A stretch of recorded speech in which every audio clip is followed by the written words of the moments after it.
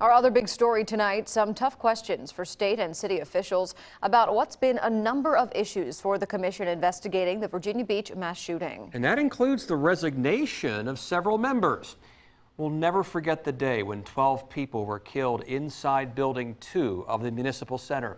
Well, tonight, we're asking some of the state's top elected officials why it's been so hard to get answers from the city.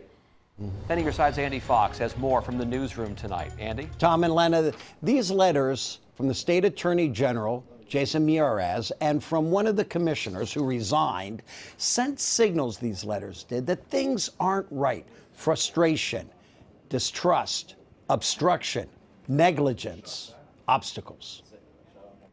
Kate Nixon worked in public utilities and was one of the 12 gunned down that sad day. Her husband, Jason, critical of the city of Virginia Beach and the state commission that has failed to even get enough members to show up for meetings. You can't have an investigation if you can't get information.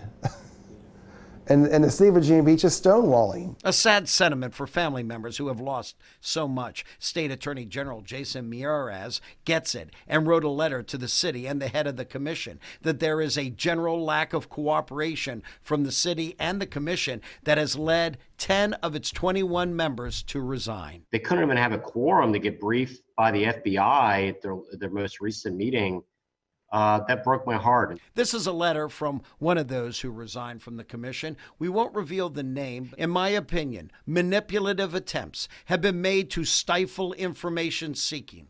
I have concerns the commission's work is being obstructed from within, either deliberately or due to negligence. That's similar to what family members have expressed to me, that there's been information they have sought that's been denied to them. And so I think now is the time that we just get to the truth. We reached out to the city for their response to Miyares' letter. We understand and agree that the public has a right to look further into what transpired on that tragic day, and we are equally disappointed with what this letter revealed about the status of the commission. We also reached out to Governor Glenn Youngkin. One of the things that I have also done on this front is included $10 million in a fund to support victims. To make sure that we can cover some of the costs that they incur.